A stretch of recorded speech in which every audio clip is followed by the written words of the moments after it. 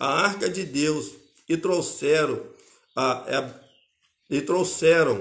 de Ebeneze Astorde, e trouxeram de Ebeneze Astorde, e tomaram os filisteus a arca de Deus e colocaram na casa de Dagon e a puseram junto a Dagon. Amém, amado? É uma palavra conhecida que fala sobre a arca da aliança, a arca de Deus, a arca do testemunho. Amém? Mas para mim que chegar nesse versículo, eu tenho que contar como é que foi, como é que aconteceu, como é que os filisteus pegaram essa arca, como é que eles tiveram essa oportunidade, essa autorização de botar numa coisa santa. Amém? A Bíblia vai dizer, amado, que logo no começo de 1 Samuel, lá para o capítulo 2 ou 3, vai falar sobre um sacerdote chamado sacerdote Eli. Ele era sacerdote e era juiz também. E a Bíblia vai dizer que esse homem, ele tinha 2 filhos, que era também sacerdote, mas esses 2 filhos, eles faziam o que era errado na casa de Deus, e Deus não estava mais se alegrando, o que Ofni e Finé fazia. Deus não estava mais se alegrando dele. E até chegar um ponto que as pessoas chegavam para Eli, falavam para Eli, mas ele passava a mão na cabeça dos filhos.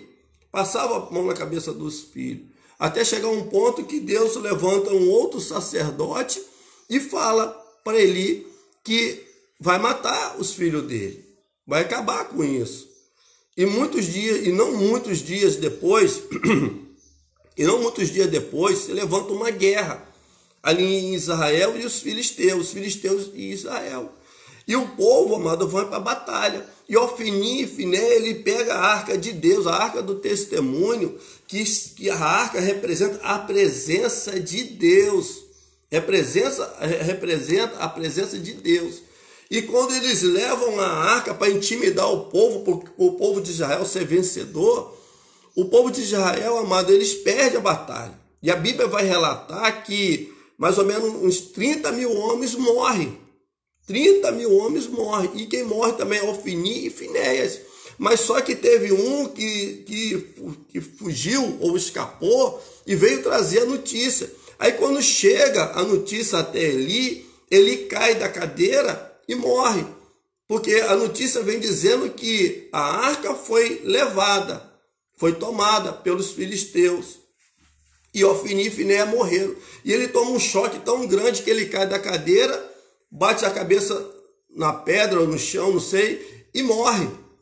E a esposa de um dos filhos de Eli, que estava grávida, quando ela recebe aquela notícia, ela sente uma dor tão grande, amado, que ela se encurva e dá à luz.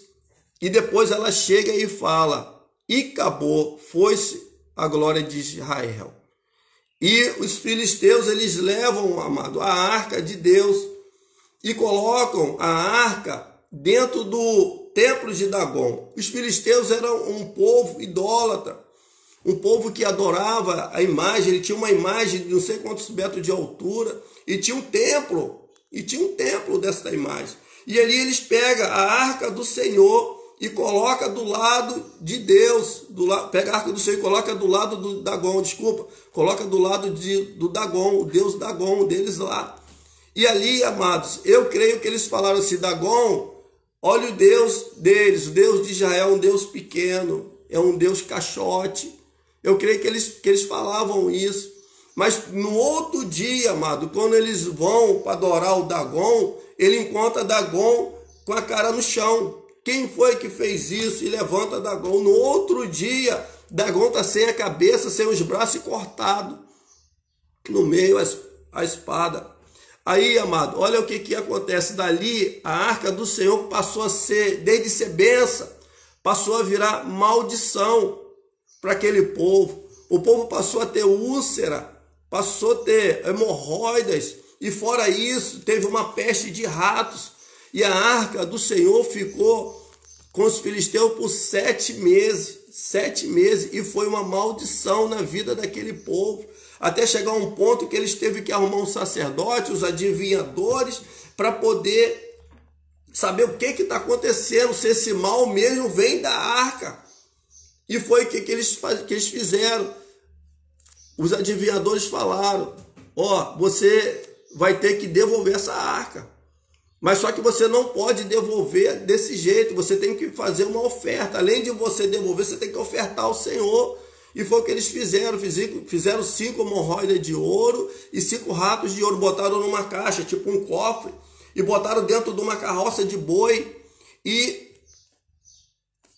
o boi foi até a direção ao povo de Israel. E eles vigiando para saber se era isso mesmo. E as vacas, amado, foi direto, não tinha ninguém conduzindo. E chegou ao povo de Israel, o povo de Israel começou a se alegrar com aquilo.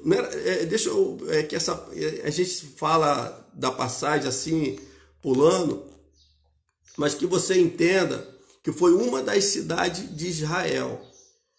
Amém, amado? Que aí eu estou falando assim, que foi uma cidade é o povo de Israel, mas foi uma das cidades de Israel, porque a cidade eram muitas cidades que tinha, mas era uma das cidades de Israel.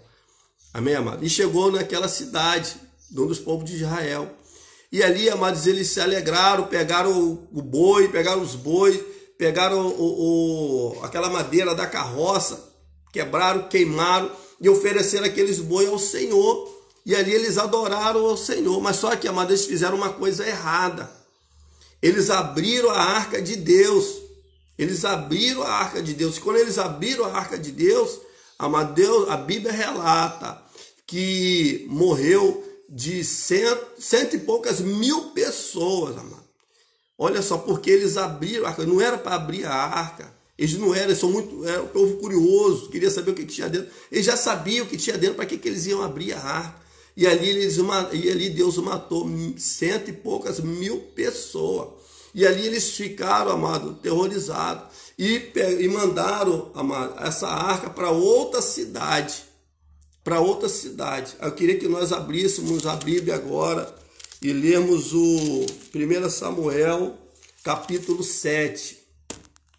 Capítulo 7, que diz assim: Então vieram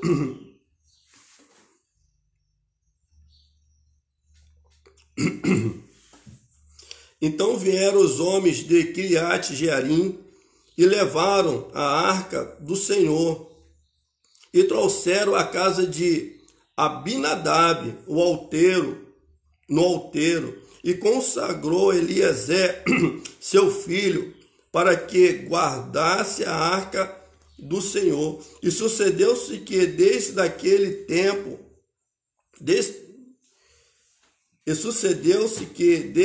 aquele dia a arca ficou em Kiriat Jearim. Tantos dias se passaram que até chegaram a 20 anos, e lamentando todo o povo de Israel pelo Senhor. Aí você vê, amado, a arca foi para a casa de Abinadab, saiu do templo de Dagon, saiu da casa de Dagon e foi para a casa de Abinadab. Lá em Abinadab, ele consagrou o filho dele, Eliezer, sacerdote, para que cuidasse da arca de Deus. Aí esse jovem, esse rapaz, ele pegou a arca, botou num canto e cobriu. E a arca ficou guardada ali, por 20 anos, e o povo se lamentava. O povo era escravizado, o povo ficava na mão dos filisteus, passando necessidade, e a arca de Deus guardada. Mas a Bíblia vai dizer que quando Davi ele se elege rei, ele quer a arca na cidade de Davi. Amém? Vamos orar, vamos ler mais um pouco aqui. 2 Samuel, capítulo 6, versículo 10. Você vê que tantos anos se passou do versículo... Você vê que do versículo de Samuel, do 7, pulou para o outro livro de Samuel. Olha tanto tempo que se passou, a arca estando guardada. E a Bíblia vai dizer que, pode abrir sua Bíblia, em 2 Samuel, capítulo 6, pode deixar aberta. E a Bíblia vai dizer que Davi, quando ele se elege rei, ele quer a arca na cidade de Davi. E o que ele faz, Davi? Davi, ele vai e pega a arca da aliança. Ele vai lá em Abinadab e pega a arca da aliança. Aí o que Davi faz? Ele bota umas vestes, escolhe 30 homens escolhidos, e ali, amados, eles começam a adorar o Senhor. Davi faz a mesma coisa que os filisteus fizeram. Pegaram a arca, botaram dentro da carroça. Davi faz a mesma coisa. Quer dizer que Davi estava acompanhando já uma coisa errada. Ele viu uma coisa errada, ficou sabendo e veio fazendo a mesma coisa errada. Aí a Bíblia vai dizer que ali eles se alegraram, vinham trazendo, mas só que aquelas carroças de boi passou por uma pedra ou um buraco e a arca ia virando. E a Bíblia vai dizer que Uzá botou a mão na arca e morreu na hora. E Davi, amado, ficou terrorizado, com medo de levar a arca para a cidade de Davi e acontecer alguma coisa. Ele ficou com medo. E é onde nós vamos ler agora. Amém? 2 Samuel, capítulo 6. 2 Samuel, capítulo 6.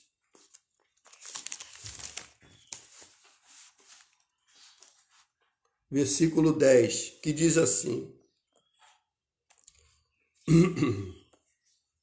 E não quis Davi retirar para junto de si a arca do Senhor da cidade de Davi, mas Davi fez levar a arca à casa de Obed-edom, o geteu. Agora o 11, versículo 11. E ficou a arca do Senhor em casa de Obed-edom, o geteu, três meses, e abençoou o Senhor Obed-edom toda a sua casa. Amém. Só até aqui. Você vê que a arca saiu da casa,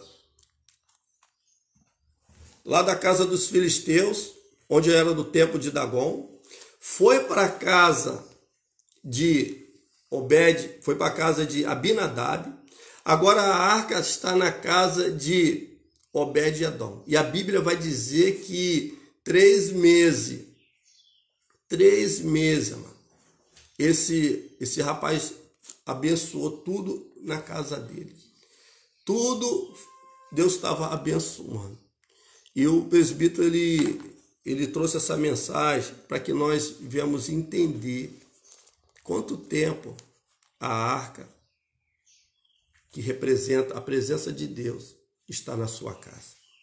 Mas como é que é isso, presbítero? O presbítero vai explicar. Primeiro, a arca ficou 7 meses, amado, lá nos filisteus. Os filisteus, amado, eles são idólatras. Eles adoram aquelas imagens. Mas muitas das vezes nós achamos que idolatria é só imagem. Não. Idolatria, amado, é quando você tira o lugar de Deus e coloca aquilo que você gosta, aquilo que você ama. Lembra que o presbítero ele falou no começo, logo na abertura, quem ama pai e mãe mais do que eu não é digno de mim? Então, amado, eles não conheciam Deus. Eles não conheciam Deus. Eles adoravam os Deus dele. Mas hoje, amado, muitos conhecem Deus. Muitos conhecem Deus. Nem que seja de ouvir falar, mas coloca o lugar que é de Deus, coloca aquilo que ama, coloca aquilo que adora. E aquilo acaba virando o quê? Uma maldição, amado. Aqui a Bíblia relata que foi úlceras, hemorroides, mas muitas das vezes vidas, amado, fica doente, fica enferma, por deixar Deus em segundo lugar. Conhece Deus de ouvir falar. Ouvir falar. E a Bíblia também vai dizer que Abinadab, a arca de Deus, ficou na casa de Abinadab por 20 anos. Por 20 anos, nada crescia, nada, era tudo a mesma coisa e só dificuldade. Tem vidas, amado, que nunca ouviu falar. Conhece, fala assim, ó, aquele homem lá de cima. Tem vidas assim, amado. Aquele homem lá de cima. Tem vidas, amado, que ficam 60, 70, 80, 90 anos. 90 anos e não conhece Deus. Não conhece Deus. Só, às vezes, ouve as pessoas falar. Porque coloca o lugar que é de Deus. Ele coloca outras coisas, os afazeres. Fica ocupado por muitas situações, muitas coisas. Não vê agir de Deus, não vê nada. Muitas das vezes vê milagre dos outros. Não seu, vê dos outros. Vê dos outros. Você vê que Abinadab, a arca ficou 20 anos ali guardada. 20 anos, mano. Não acontecia nada. A Bíblia só relata que o povo passava necessidade. Mas o sacerdote continuava do mesmo jeito. Não mudava nada. Mas a Bíblia também vai dizer que a arca ficou 3 meses na casa de Obed-Edom. Aí qual é o segredo, presbítero, da prosperidade? Qual o segredo do crescimento desse homem? A Bíblia não relata muitas coisas sobre a vida dele, mas pelos que nós lemos, nós já entendemos. A casa dele era uma casa estéril. A terra dele era uma terra estéril. Os bois era tudo estéril. Como é que é isso? Não produzia nada. Mas quando a presença de Deus chegou na casa dele, ele não perdeu tempo. Ele começou a adorar, ele pegou aquela arca, botou no melhor lugar da casa. Muitas das vezes a Bíblia relata que Jesus no Monte das Oliveiras, ele fala para os discípulos: vocês não conseguem, pelo menos orar, velar 1 hora? Mas eu creio que Obed-Edom, ele não orava 1 hora. Eu quero que ele ficava o dia todo ali adorando o Senhor, chamando a presença de Deus para dentro da casa dele, para a família dele. Esse é o segredo da prosperidade, o segredo de crescimento, o segredo que Deus abençoa, é de você estar adorando, chamando a presença de Deus, não ficar colocando, como o presbítero falou, a doença em primeiro lugar, a situação em primeiro lugar. Não, primeiro lugar é Deus na nossa vida. Adore o Senhor, porque tudo isso, amado, o que é impossível para nós é possível para Deus. É possível para Deus, tudo é possível para Deus. Para nós que é impossível, mas Deus, aleluia, adore a Ele, amado. Ele dá o escape, é de adorar. É só adorar, mano. Nós devemos só adorar. Você vê que nessas passagens que o presbítero acabou de falar aqui, primeiro ficou 7 meses, virou maldição, porque eles não conheciam Deus. Tem gente assim. O outro, amado, ficou 20 anos. 20 anos, amado. Eu creio que falava assim: quem é aquele homem lá de cima? Tem gente assim, amado. E passa anos e anos na vida. A Bíblia relata que um dia para Deus é como se fosse 1000 anos. Pensou você ficar um dia na presença de Deus? Olha que alegria. Um dia só na presença de Deus. Olha que alegria. Mas Obed-Edom descobriu o segredo, amado. É de adorar. É de adorar o Senhor. De ser justo ali, ó. Ele era justo ali, ó, com o Senhor. Por isso que Deus, amado, prosperou na vida dele. E engraçado, amado, que essa notícia percorreu até chegar a Davi. E falaram para Davi: olha, Davi, Obed-Edom está prosperando. Ele falou: não, é o presbítero agora. Não, tem que prosperar aqui também. Nós temos que trazer a arca para cá também. Aqui também tem que ser próspero também. Olha só, eu creio que essa notícia correu pelo bairro todo, pela aquela cidade, que Obed-Edom estava prosperando. E não é difícil, amado. Quando você vê que você está prosperando, que está crescendo, os vizinhos já começam, já falam assim, ele tá com sorte. Não é sorte não, amado. É a presença de Deus. É a presença de Deus na nossa vida. É a presença de Deus no dia a dia. Nós clamamos, pedindo, orando, intercedendo, chamando a presença do Senhor. Senhor, sinta essa vontade na minha casa. Senhor, faça morada aqui na minha casa. Oh Deus, não vamos fazer como aqueles filisteus faziam. Desde adorar a Deus, adoravam os deuses dele. A Bíblia vai relatar também, para a gente fazer um fechamento, que a esposa de Jacó, amado, ela era estéril.